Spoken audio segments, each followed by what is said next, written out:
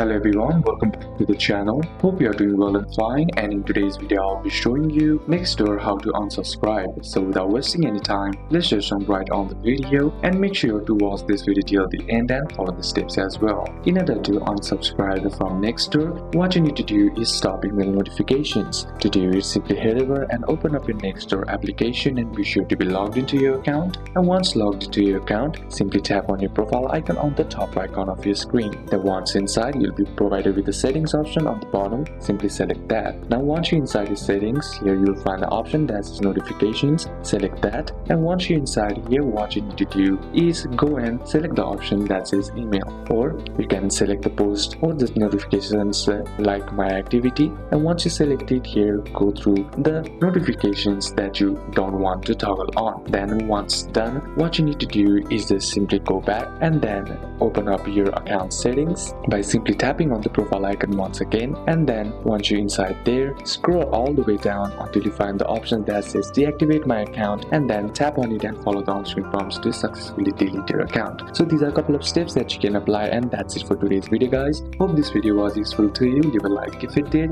comment down any questions that you have, and see you soon on the next one.